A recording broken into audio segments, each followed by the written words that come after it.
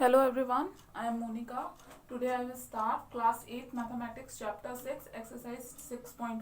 Okay, in the last class I have been already discussed question first and question second. Okay, and here one of the important term.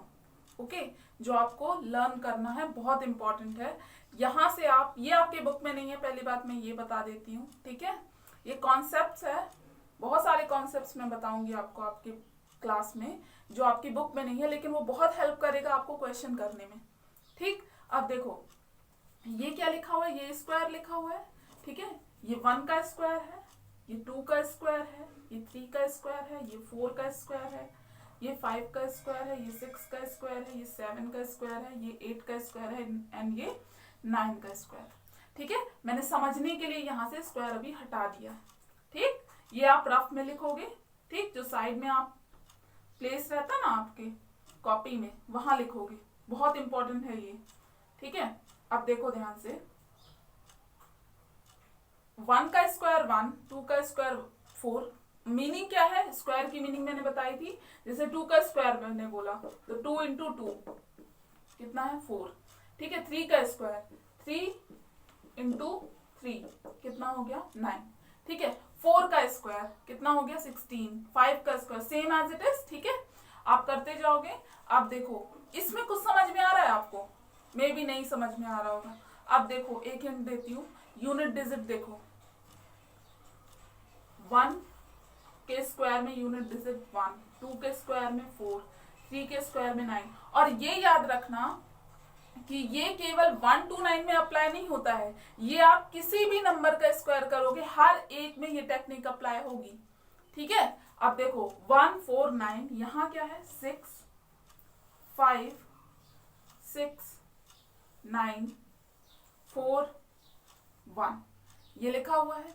ठीक है, अगर मैं इस जो unit digit लिखी हुई है 1 to 9 के स्क्वायर में, इसको समराइज कर दूं तो कौन कौन सी डिजिट आ रही है यूनिट प्लेस पे. ठीक है, ये याद रखना यूनिट प्लेस पे. ठीक, 1 आ रहा है, पूछूं आपसे तो आप बोलोगे मैम 1 आ रहा है, 4 आ रहा है, फिर देन क्या आ रहा है 6 आ रहा है, देन क्या आ रहा है 6 के पहले 5. ठीक है, देन 6.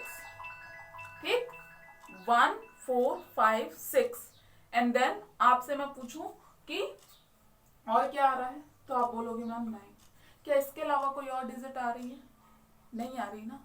इसका मतलब क्या है, इसका मतलब ये है कि आप किसी भी नंबर का स्क्वायर करो, अगर यूनिट प्लेस पे ये डिजिट्स नहीं है तो वो परफेक्ट स्क्वायर नहीं है. ठीक है, समझ में आ गया. अभी यूज होगा ये पूरा यूज होगा, ये आपके बुक में नहीं है. ठीक है, ये अगर ये डिजिट्स है 1 4 5 6 9 तो वो यूनिट डिजिट के अकॉर्डिंग जो आपका नंबर है, अगर ये डिजिट है उस नंबर में अवेलेबल यूनिट प्लेस पे, तब तो वो परफेक्ट स्क्वायर है, और अगर नहीं है तो नहीं होगा. अब आप पूछेंगे मैम इसका यूज क्या है, मैं बोलूंगी आप सपोज अब लिखा हुआ है, कुछ भी लिख दो आप 3 0 2 2 2. मैंने पूछा क्या ये परफेक्ट स्क्वायर है, ये नंबर लिखा है 30,222. ठीक है, ये क्वेश्चन है. अगर मैंने पूछा आपसे क्या ये परफेक्ट स्क्वायर है, केवल देख के बताना है, तो आप बोलोगे नहीं है. क्यों नहीं है, क्योंकि इसके यूनिट प्लेस पे 2 है, और अगर यूनिट प्लेस पे 2 है तो वो परफेक्ट स्क्वायर नहीं होता इसके अकॉर्डिंग. ठीक, समझ में आ गया क्या बोल रही हूं. यहां देखो क्वेश्चन नंबर 4 है, इसी से रिलेटेड है तो मैं बता दे रही हूं. ठीक है, क्वेश्चन नंबर 4 देखो, एक्सरसाइज 6.1 का.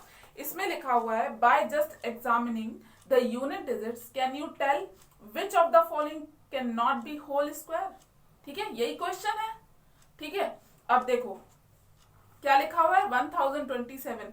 क्या 7 आता है यूनिट प्लेस पे तो वो परफेक्ट स्क्वायर होता है, नहीं ना. यहाँ ये वाले नंबर्स होने चाहिए यूनिट प्लेस पे, तब तो वो परफेक्ट स्क्वायर है, नहीं तो नहीं है. ठीक है, फर्स्ट नहीं होगा, सेकंड भी नहीं होगा, थर्ड भी नहीं होगा, फोर्थ होगा, फिफ्थ नहीं होगा. देख के बता देना है आपको. 6. समझ गए? ये क्वेश्चन समझ गए? क्वेश्चन नंबर 4 भी आपको समझ में आ गया, ठीक है। यस और नो लिखना है उसमें, सिंपल। लेकिन कैसे होगा? ऐसे होता है, ठीक। और अगर नहीं बने आपसे तो आप क्या करोगे? प्राइम फैक्टराइजेशन मेथड से सॉल्व कर दोगे। अब मैं वही बताने वाली हूँ आपको।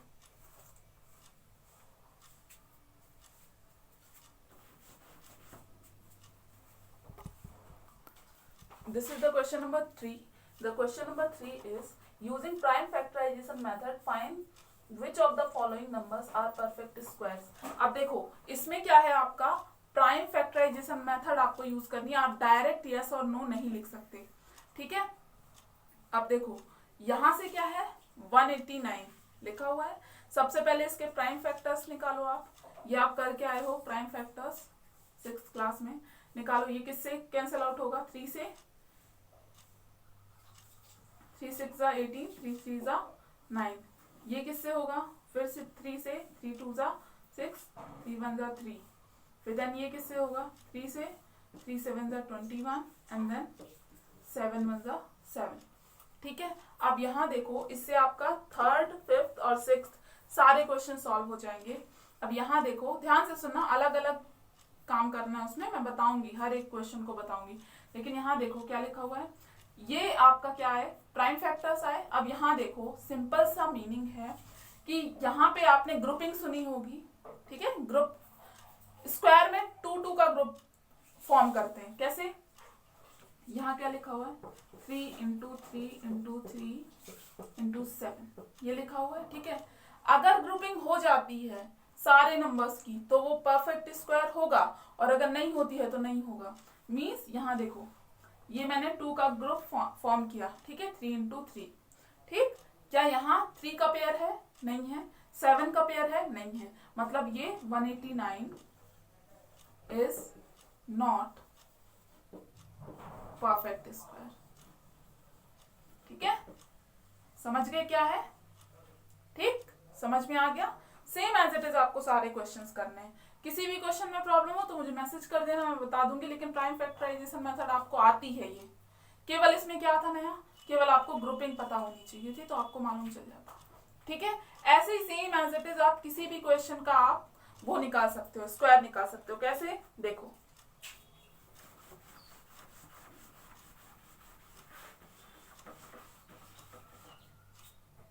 जैसे क्वेश्चन 441 लिखा हुआ है, ठीक है, 4th नंबर पे, ये बता देते हैं, ठीक। ये है क्वेश्चन, ठीक है। ये किससे कैंसिल आउट होगा? 3 से, ठीक। कैसे? ऐड करके देखा मैंने, 4 + 4 + 1 कितना है? 8 + 1 9। 9 3 का एक फैक्टर है ना, इस वजह से ये कैंसिल होगा, ठीक है। 3 1 जा 3, 3 4 जा 12, 2 3 7 जा 21, ठीक है। फिर से ऐड करके देख लो, क्योंकि ये तो ऑड है ना, तो 2 से तो जाएगा नहीं। 7 + 4 11 + 1 12, 12 भी 3 का फैक्टर है एक, तो ये किससे जाएगा? 3 से। 3 4 जा 12, 3 9 जा 27। अब 49 किससे जाएगा? 7 का स्क्वायर होता है। मैंने बोला था 1 to 20 आप याद कर लो, बहुत इंपॉर्टेंट है वो। 7 1 जा 7। अब यहाँ देखो, ये मैंने जस्ट समझाने के लिए बताया आपको, ठीक है। एक क्वेश्चन भी है वैसे ये, ठीक। अब देखो ये लिखा हुआ है, ये किसका स्क्वायर है? इसको फाइंड आउट करने के लिए देखो, पेयरिंग तो हो रही है, मतलब ये स्क्वायर है।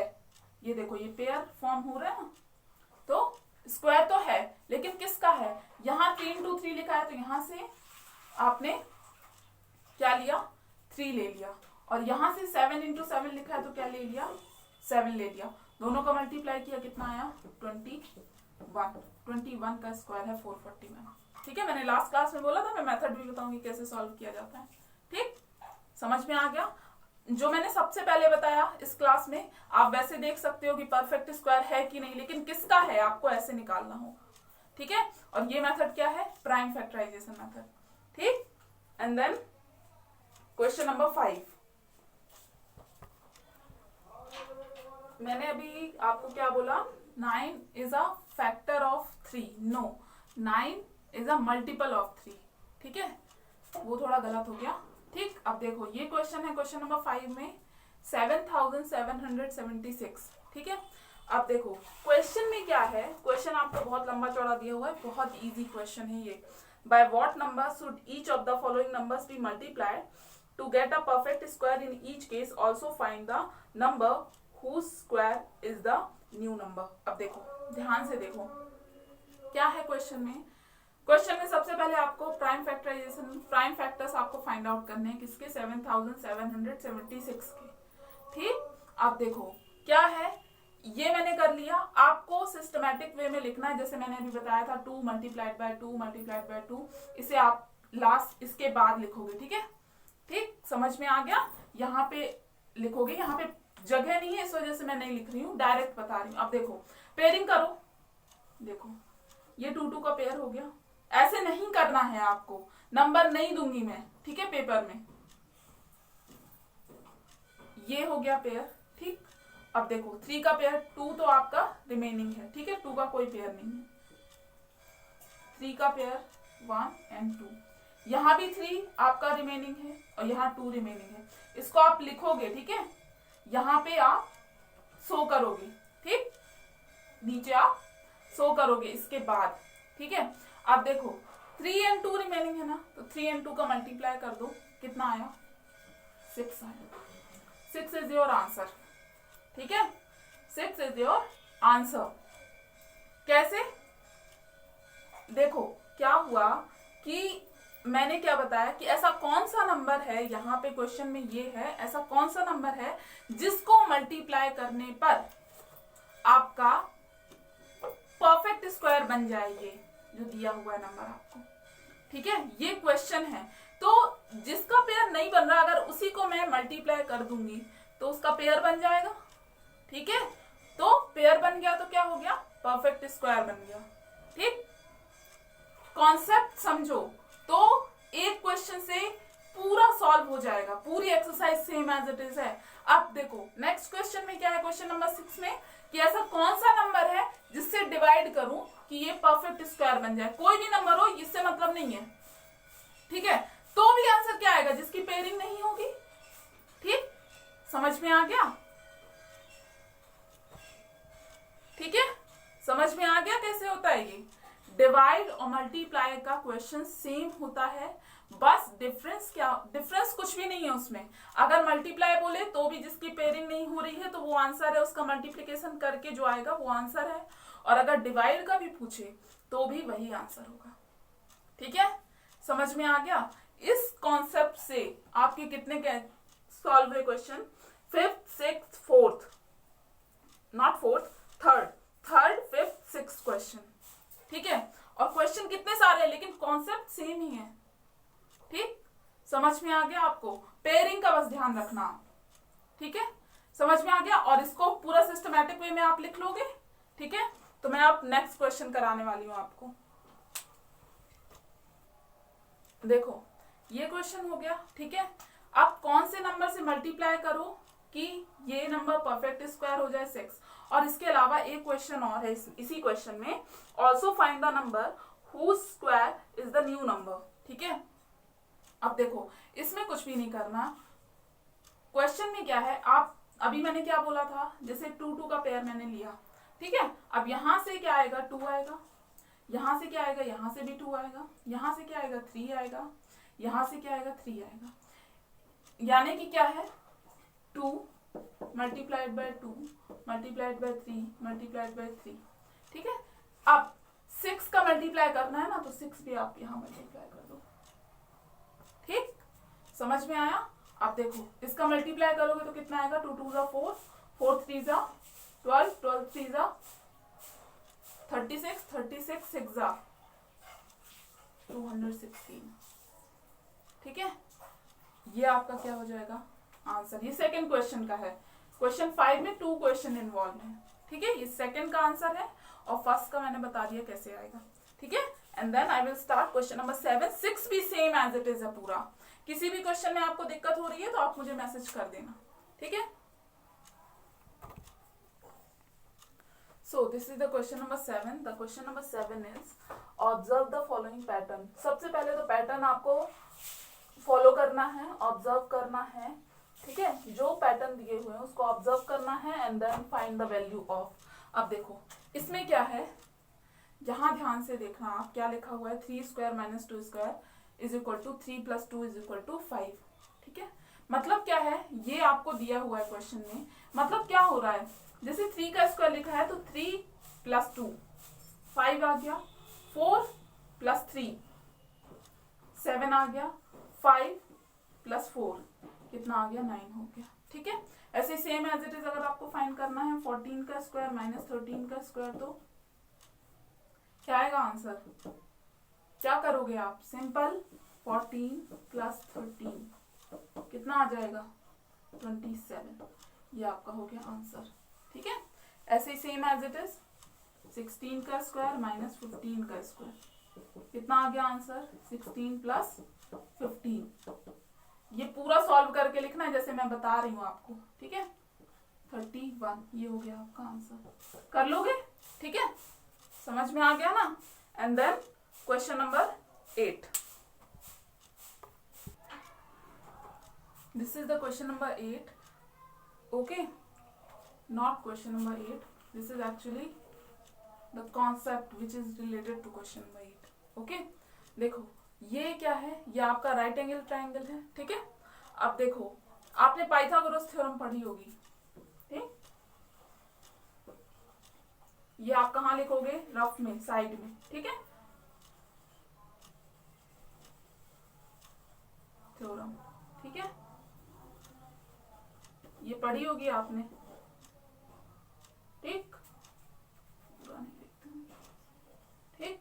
अब देखो ये पाइथागोरस थ्योरम आपने पढ़ी होगी, ठीक, वो किस में अप्लाई होती है, राइट एंगल ट्राइंगल में अप्लाई होती है।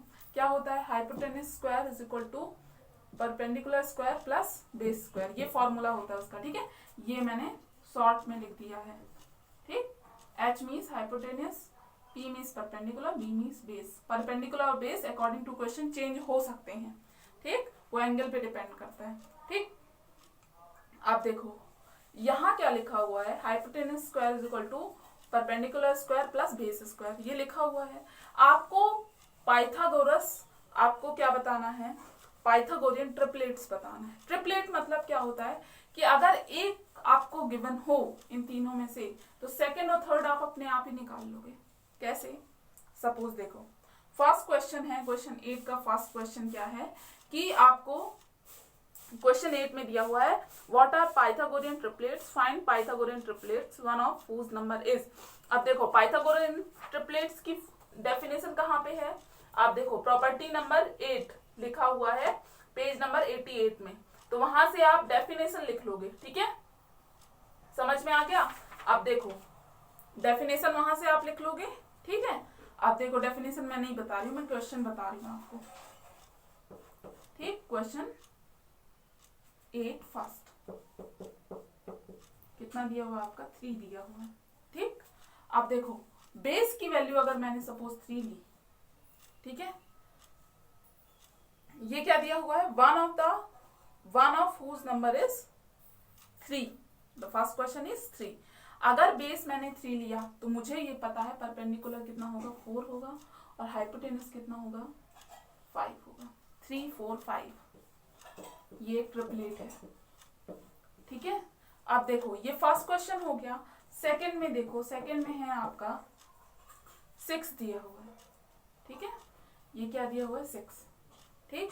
तो यहाँ क्या आएगा, देखो पहले क्या था 3 था, अभी क्या है 6 है, ठीक है। तो यहाँ क्या हो जाएगा, परपेंडिकुलर में आपका 2 का मल्टीप्लाई हुआ ना, तो 4 की जगह क्या हो जाएगा 8, 5 की जगह क्या हो जाएगा 10, यानी कि 6 8 एंड 10, ये भी क्या है, ये ट्रिपलेट है, same as it is 16 63 and 65, ये भी एक क्या है, ट्रिपलेट है। This is the question number 3। ये मैंने समझाने के लिए बताया, आपको सीधे ऐसे सेम लिखना है, मतलब 4 एंड 5 8 एंड 10 एंड 63 एंड 65, ठीक है, समझ में आ गया आपको, ठीक। अब देखो ये आपका हो गया, ठीक। अब देन क्वेश्चन नंबर 9, अब देखो इसमें क्या है, विच of the following triplets is Pythagorean. अब इसमें फाइंड आउट करना है कि कौन सा ट्रिपलेट पाइथागोरियन है कि नहीं है। So this is the question number first of question number 9। Okay, 1, 2 and 3। अब यहाँ देखो, यहाँ मैं बताना भूल गई कि ये जो होता है ना आपका राइट एंगल ट्राइंगल, यहाँ पे हमेशा हाइपोटेनस सबसे बड़ा होता है। ठीक है, हाइपोटेनस बड़ा होता है। मैंने बताया परपेंडिकुलर और base according to question change हो सकते हैं। कैसे? जब ज्योमेट्री में पढ़ाऊंगी तो मैं बता दूंगी, बहुत अच्छे से क्लियर करूंगी इसको। ठीक है, अब देखो बस यहाँ इतना समझो, हाइपोटेनस सबसे बड़ा होता है। अब सबसे बड़ा होने का मतलब क्या है? यहाँ सबसे बड़ी वैल्यू क्या है? 3 है। तो 3 का स्क्वायर इज इक्वल टू होना चाहिए 1 का स्क्वायर। अब देखो 3 का स्क्वायर आप सबसे पहले फाइंड कर लो। ये क्या है? ये लेफ्ट हैंड साइड है। ठीक है, कितना आया? 9 आया। राइट हैंड साइड आपने फाइंड आउट किया according to formula p square plus b square, मतलब 1 का स्क्वायर, सपोज यहाँ मैंने 2 का स्क्वायर प्लस 1 का स्क्वायर ये कर दिया। ठीक है, यहाँ कितना आएगा? 2 2 जा 4 प्लस 1 1 जा 1, कितना आया? 5। क्या 9 और 5 इक्वल है? 9 left hand side is not equal to right hand side, hence this is not triplet। ये आपका आंसर आ जाएगा। अगर इक्वल है तो मतलब ये ट्रिपलेट है, और अगर नहीं है तो नहीं होगा। ठीक है, समझ में आ गया ये? ऐसे ही सेम आप सब क्वेश्चन करोगे। And then question number 10, this is the question number 10। अब देखो फर्स्ट में क्या है आपका? 49 है। Okay, sum of odd numbers के टर्म में इसको रिप्रेजेंट करना है 49 को। तो क्या करोगे आप? 1 plus 3 plus 5 plus 7 plus 9 plus 11 plus 13। अब आप बोलोगे मैम इसमें कहाँ तक जाना है, नहीं पता। तो देखो आपको मैंने बोला था 1 to 20 आपको याद करना है। ठीक है, स्क्वायर्स। अब देखो 49 किसका होता है? 7 का स्क्वायर होता है। ठीक है, विच मीन्स दैट इसमें जो नंबर्स हैं वो कितने होंगे? 7 नंबर्स होंगे। देखो 1 2 3 4 5 6 7, 7 नंबर्स आपको लेने हैं इसमें। जब आप इन सबको ऐड करोगे ना तो 49 आएगा। मतलब ये है इसका, देख के आप समझ जाओगे। ठीक है, सेम एज इट इज 64 किसका होता है? 8 का स्क्वायर। तो ये सारे नंबर्स तो आएंगे ऑड नंबर्स, इसके अलावा और क्या आएगा? एक और नंबर आ जाएगा, क्योंकि 8 है ना, 8 नंबर्स लेने। 13 के बाद 15 है ऑड। ठीक है, ऑड नंबर्स का सम है ये। ठीक है, कोई भी स्क्वायर ऑड नंबर्स का सम है। ठीक, थर्ड आप करोगे। And then question number 11, same as it is first question में। देखो कितने नंबर्स है, आपको ऐड नहीं करना, पहले तो नंबर काउंट करो। 1 2 3 4 5, तो 5 का स्क्वायर आपका आंसर है 25। सेम एज इट इज आप कर लोगे। एंड देन क्वेश्चन नंबर 12, 12 में क्या करना है आपको? पैटर्न को ऑब्जर्व करना है and find the missing numbers. Okay, अब देखो क्वेश्चन नंबर 12 में आप देखो क्या दिया हुआ है। अब देखो ये आपका क्वेश्चन नंबर 12 है। 1 square plus 2 square plus 2 square is equal to 3 square. ये पैटर्न को आपको ऑब्जर्व करना है। ठीक है, और फिर देन क्वेश्चन के आंसर्स करने हैं। अब देखो सेकंड में क्या है? 2 square plus 3 square plus 6 square is equal to 7 square. Same as it is आपका नेक्स्ट दिया हुआ है। ठीक है, अब देखो पैटर्न क्या है इसमें ये पैटर्न लग रहा है। A square plus b square plus a b square is equal to a plus b plus 1 का होल स्क्वायर। ओके, अब देखो ए की जगह क्या है? 2 स्क्वायर। मैं इसका समझा रही हूँ आपको। ठीक है, ये वाला। ठीक, 2 स्क्वायर प्लस 3 स्क्वायर प्लस 6 को कैसे लिखोगे आप? 2 इंटू 3 का whole square is equal to a b है, तो 2 इंटू 3 प्लस 1 का होल स्क्वायर। समझ गए? Same as it is. देखो फर्स्ट ब्लैंक में क्या आएगा? ये ए का स्क्वायर है, ये बी का स्क्वायर है, यहाँ क्या आएगा? ए बी का whole square, which means that 4 into 5 का होल स्क्वायर। ठीक है, और 4 इंटू 5 कितना होता है? 20 का होल स्क्वायर आएगा यहाँ पे। ठीक है, समझ गए? कर लोगे ना? ये पैटर्न है। So this is the question number 12। And then question number 13 true false है, वो आप करोगे। ठीक है, अब देन एक्सरसाइज 6.2